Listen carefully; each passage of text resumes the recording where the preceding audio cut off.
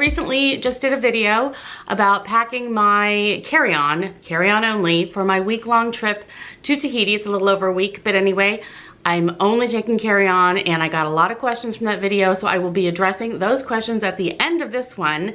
So stay tuned for that if you're interested in some of the answers to those questions. And first of all, though, I want to give you my very best tips and tricks for packing and planning and going on a trip. So anyway, here we go. I'm just going to quickly give you my tips. Some of these may be things you've never heard of before. Others may be tried and true. You already knew that. But let's just kind of run through them quickly. So maybe there's something in here that you didn't think of. You never know. Let's go. First off, always make sure you download the app for your airline.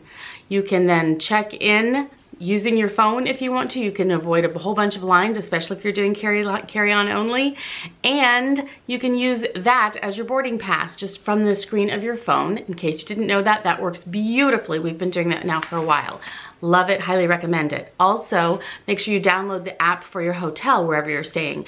Many times you can do early check-in, and it gives you all sorts of advice and things in the hotel layout and everything else you could ever know using that app. You can request extra pillows, whatever, through the app.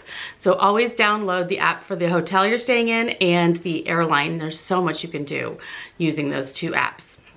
Make sure you call your credit card company and let them know you'll be traveling, especially if you're traveling overseas or any very long distance. Many times companies think, uh-oh, the number was stolen, and they put a hold on your account, and then you're trying to deal with it from France or wherever. And that's not always easy. So just give them a quick call. Just say, I'll be traveling between here and there. This is where I'm going. And they put it in the system. And so everything will be smooth sailing, so to speak, for your trip, which is always good. Also, if you're using a passport, you take a photocopy, just your nearest copy machine, whatever copy, or even take a photo of your passport opened to your information. So in case you lose your passport, you have a copy of all the numbers and so forth associated with it. That will be very helpful in getting another one so that you can move on with your trip. And also for your ID, if it's your driver's license or whatever, just take a picture, just keep it in your phone, whatever, or a photocopy, and keep it with you elsewhere, like in your luggage or something, in case you lose it, you have all the information from it. I also like to write down the number to call my credit card company in case that gets stolen. One quick phone call. The number's on the back of the card. So if the card is stolen, you don't have the number to call, it's harder to figure it out. So just jot that number down somewhere in your phone or wherever. So if it's ever stolen, you can quickly call the company and say, you know, it's been stolen. So that's always a good piece of advice that I always try to do also. Another thing I like to do before the trip is pack all my makeup that I'll be wearing throughout the trip. I've already had it packed. Then the morning of the trip, I use that bag to get ready in the morning. With all of my things that I have in it, I make sure I use the toothpaste out of there. I use the toothbrush, every single thing. All the things for my face, all the stuff that I could possibly need, I use that morning. So if I'm, oh my gosh, I forgot my eyebrow stuff or whatever, I can quickly grab that. And I'm so glad I know that I forgot it so I can grab it before I head out the door. So I always use my packed makeup for the trip the morning of the trip. And that's saved me several times. And now for packing advice. I'm sure you all know this, but it is amazing how well it works. Pack items within items. You are taking shoes. There's space in those shoes. You could put all sorts of stuff in there. In this hat alone, I have packed a maxi dress and a top. Just fold nicely, roll it up, put it in. It just comes right out with no trouble whatsoever. Unroll, you have your top. Quickly just take it right out, unroll, and you have your maxi dress. And all that fit within your hat. So that's one way of just making sure that a lot of items can fit, just put things within things. Another bit of advice is when you're packing your suitcase, pay attention to where the wheels are located in your bag and put your heaviest items there. Your blow dryer, your shoes, your makeup bag, whatever your heaviest items are, put toward the wheel end, the wheel side of your suitcase. When you're rolling it through the airport, it's so much easier to do if the bulk of the weight is down there where the wheels are and not up at the top part, wanting to just topple over. So that's another good one. I learned that one the hard way. Here's another one that I learned after I had several different broken makeup items. If I have a compact, and whether it's been used quite a bit or not, you always run the risk, seems to me you especially run the risk if you've hit pan on whatever, of it breaking just in the jostling around during the move. So I always put like a cotton round right there on top. It just cushions it. It just kind of keeps it safer. With any kind of an impact, it has less chance of breaking into just shredded pieces. For smaller things, I can put a cotton ball. So just put a little cotton ball right there. Plop it right on. Good to go. It's all cushioned. Love that tip. Here's something I've mentioned before on my channel, and it works wonders, and I've had several of you say that you've tried it and you've loved it too. When you want to bring a necklace, and it's so hard to pack a necklace without it just getting into a gigantic jumble, especially if you have more than one and then you're spending half your day trying to untangle the necklaces. Use a drinking straw, just a regular drinking straw. You can cut it to whatever length you want. It also works for like chain bracelets. Perfectly too. Just cut a straw, run the chain through there. So easy to just pack it. It doesn't get tangled. I love that. I do that every single time I travel. Another little item that I've learned is a little pill container that you can pick up at any like drugstore in their travel section, or like Target. I believe this one came from Target. It's just a little, travel pill container, and you can put all sorts of jewelry in here. In this one alone, I have a bracelet, a ring, another ring, so 3 rings, a bracelet, and 2 pairs of earrings. All in just this one little pill case. And this can just plop right in your purse, wherever. It hardly takes up any space at all. This can also get stuffed in the hat with your other dress and top. Good idea. Another thing to do for earrings, if you really only have like a couple pairs you're taking, you don't want to take a giant pill case or a jewelry thing, you can run your earrings through the buttonholes of a top. Seriously, just put them right there. Your earrings are run through. You can just completely keep them in place. When you pack your top, your earrings are there. That's another really good idea when you only need a couple pairs and you don't want to get them lost. Yeah, that works wonders. When it comes to your medications, make sure you keep them on you, meaning if you're checking luggage, don't put them in the checked luggage in case your luggage ends up in Zimbabwe and you aren't going there. So always do that, and then always make sure you bring an extra day or 2 or so of medications. I have been so fortunate that the few times I've remembered to do that, I've needed it because of some sort of travel change. Some sort of polar vortex has kept us not being able to travel home when we're supposed to, and I need that extra day or 2 of meds. So it is good to not just bring what you need, but bring a little bit extra too. I like to bring my underclothes, in my like underwear, bras, that kind of thing, it's kind of a compression stacking bag type of thing. I showed that in my video of packing my carry-on, but I've also used a large Ziploc bag. I just throw one in my bag so that when I have dirty under things, I can put them in the Ziploc bag or in that type of a thing, and it's away from all the other clothes. It just makes me feel a whole lot better about life. So I highly recommend 1 or 2 Ziploc bags for anything that you just don't really want mingling with your clean clothes. I know that people do a lot of work to keep the airlines clean and to clean your hotel rooms. I do know that they work hard to do so, and I appreciate it very, very much. However, I'm not convinced everything is as clean as it could be or as clean as I would like it to be. So if I'm spending any amount of hours in a confined space, I'm really hoping that I can make it a little cleaner. And to do so, I use these type wet wipe type things, just bring a little travel package of them. First thing in the airplane, I just, kind of gently take one out, and I'm not making a big deal of it, so people rarely notice. It's not that embarrassing. I take out one of these. I always do the armrests, the little buttons to put your chair back. Those are never clean. Just do that. And then I do the tray table too. If I'm eating, I know I'm not eating directly on the tray table, but you have it open, you have your book propped on it, whatever. Your hand touches it while you're eating your snack or whatever. Ick. Who knows? People are like sleeping on those things and drooling, and people change their babies' diapers on them. Come on, think about it. So or don't, whatever makes you happier. But I always wipe down the arms, the buttons, and the tray table in my little area of my seat. Possibly when I'm done, I just kind of do the belt buckle thing too, because, it could use a cleaning, I'm sure too. And then I'm done, and I feel just so much better about life. I don't have to worry so much about getting ill or whatever on the trip. So I do that. And then when I get to the hotel room, the things that they just don't wash very often, from what I understand, what I've been told, and what I can imagine. Think about it, the doorknobs. People don't really clean doorknobs very often, like antibacterially clean doorknobs. People are touching those things all the time. So I like to do the doorknobs into the room, into the bathroom, into the toilet part of the bathroom, whatever, every door you can find, the closet. I just quickly run one of these over. It's not a big deal. It takes seconds to do so. I run it over those.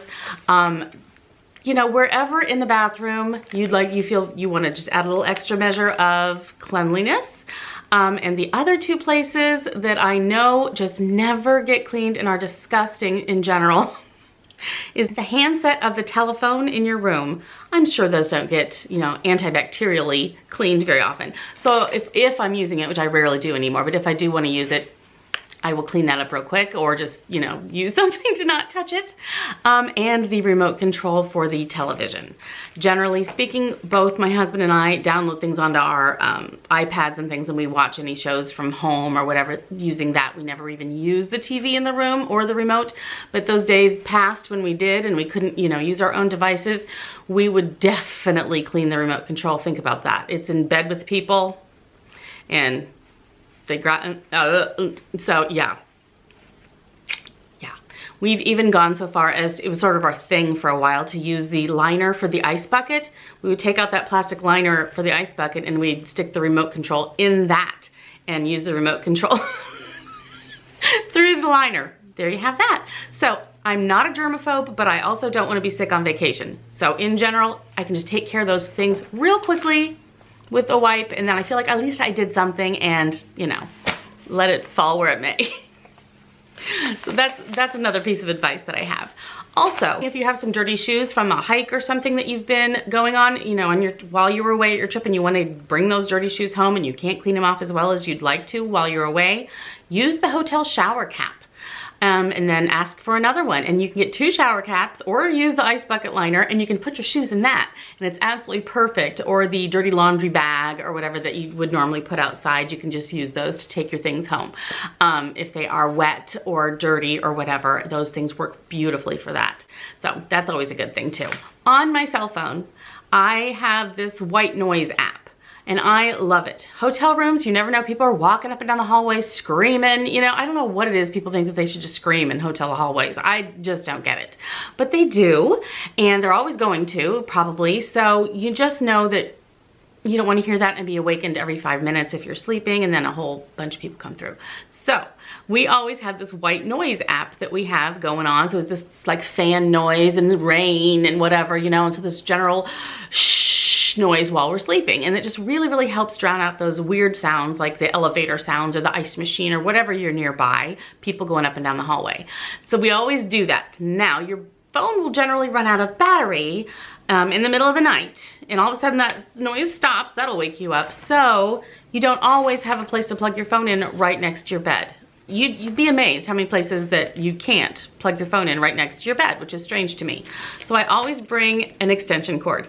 This seems like overkill, I know, but I cannot tell you how many times this has saved both my husband and I, not only because it gives you extra outlets, and many times people are charging several devices at all times, camera batteries, phones, iPads, you know, whatever. It gives you extra plugins, and many times the plugins are like behind the headboard of the bed or whatever. So this helps it stretch to the bed if you want to have your sound app thing on and your phone plugged in through the night. It's charging while you're sleeping, and you've got your noise app. It's wonderful, and you can put other things in it too. So I generally, if I have any room at all, I will definitely throw in an extension cord. So as memory serves, I'm probably forgetting something, but those are the things that we definitely do every time we travel, and they all work wonders for us. So maybe you can find one in there that you'd like to try next time you go somewhere. Now, to answer a few questions from the video that I just did about my carry-on packing for Tahiti. First, are we bringing any kind of a pool bag or beach bag? Usually we do, yes, and we have one that's just, you know, plasticky kind of a material. It just folds completely flat, and it just seems to fit perfectly on the bottom of my husband's bag. I don't know how it fits just perfectly, but it does. So he's always the one that brings it. So before he even starts packing, he just puts that down in his. That's why I didn't have it in mine. It would work just as well in mine too, I'm sure. So just find yourself a real kind of a plasticky, because you don't want it to be wet, and nothing too expensive. You don't have to worry about it. Just lay that down in the bottom of your suitcase before before you start packing. And that's what we do for that. So that was one of the questions I got several times. Also, people many times asked me about shampoo and conditioner because I didn't pack any of those. I always just use whatever the hotel provides. It may not be my absolute favorite, but my hair pretty much will do different things on vacation even if I did bring my special stuff. And it is what it is. I'm pretty easygoing when it comes to that. I don't, you know, I don't need to be picture perfect, I guess. So maybe I'm just a little too, I'm pretty laissez-faire about it. But yes, I just use whatever the hotel provides, and then if they either don't provide something, which I haven't had happen in eons, or I just really hate whatever they have, there's always going to be a pharmacy, drugstore, convenience store somewhere. Even the hotel lobby many times has a gift shop that has little bottles of things that you're familiar with. So you can easily quick trip into town or whatever, grab something, and it's not going to cost you an arm and a leg. I mean, it'll be more than what you'd pay for at home, but that's what we do. So that's how I handle shampoo and conditioner. I've never had a problem. I just use what they provide. Many questions also dealt with, where do I put any souvenirs or anything that I like to bring home from a trip? Well, number one, I'm not a real big shopper on vacations. I don't really grab, you know, a t-shirt that says the name of the place. I don't get a lot of stuff. I used to more, but I don't so much now. Many times though, my husband and I will find something for the house, like something that, a little picture for the wall or something. We really like to have something in the house that reminds us of our travels. In cases like that, my husband generally travels with his carry-on bag. And usually, unless he's traveling for business, he doesn't bring another, you know, personal carry bag with him. So in those cases, he just has this extra nylon bag that he puts in his suitcase, his carry-on suitcase. And then at the end of the trip, he can bring that out. We can stuff that full of any souvenirs or whatever that didn't fit, you know, that wouldn't fit in our normal suitcases. So then he just takes that bag as his personal item bag while he has his carry-on in the overhead compartment. So that helps us so much when he's able to do that. If you still can't do that or the item is too big, you can also either mail it home. Many times the store you will find something in, you can ask them if they'll mail it to your address, and they will. It'll cost a little bit, but it's not the end of the world. And many times it's less expensive than paying that, you know, baggage fee for that larger bag, whatever. So we just sort of factor that in, and on the off chance that happens, we have mailed things home. We mailed home a vase from Waterford Crystal when we were in Ireland, and that was just something like, I'm not trying to, I kind of wanted to take it on the plane with me because I was worried, but I was worried about that too. So they promised us they would arrive in, you know, one piece, and it did. It was beautiful. So things like that. You can just mail home. Many hotels have mailing services, that kind of thing too. Or you can mail home your dirty clothes. Just get a box from a post office and mail home whatever fits in that box, and bring the item with you, that's your new keepsake item. So keeping it close to you all the way home. That works also. I've done that before too. Also, I like to think jewelry is a very, very good gift item to bring home from different travels, because jewelry is something that will always fit pretty much. You can wear it forever. You can be an 80-year-old woman and you wear that necklace and you're like, oh, I got that pearl when I was in Tahiti, you know? And to me, I love it. And jewelry takes up like no space at all, and you can wear it home. Perfect. Great keepsake right there. And then lastly, for those of you who know, I almost always take my Chanel mini rectangular with me on trips. It's perfect crossbody. I love taking it to dinner. It's perfect. This trip, I decided not to. And I had a couple of people ask me about that. Like, what are you gonna do about that, you know? So I'm bringing that smaller Le Pliage Longchamp tote as my just kind of run around the island bag. But then for dinners, if you saw the video, you will see that inside my tote, I had my purse organizer, and inside my purse organizer, I had my Toiletry 19. And it has things in there like, you know, hand cream and allergy meds and whatever, you know, a lipstick, blah, blah, blah, blah, blah.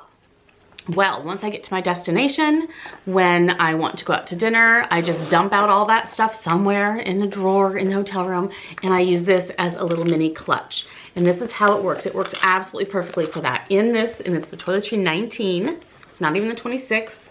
I have my cell phone, which is an iPhone 8 Plus, so this is the plus size. I have a little Chanel card case as a wallet. I have a little package of allergy pills. I have some breath mints. I have a hand cream, and I have a lip gloss. And as you can see, let me put all that back in there. I could still fit more. So yeah, and if I just wanted to not even take my wallet, but I just take my room key, it would just slide right in there, and maybe a credit card. And then I even have room for my vlogging camera. So as a toiletry 19, it works for so many things. And it's just a little clutch.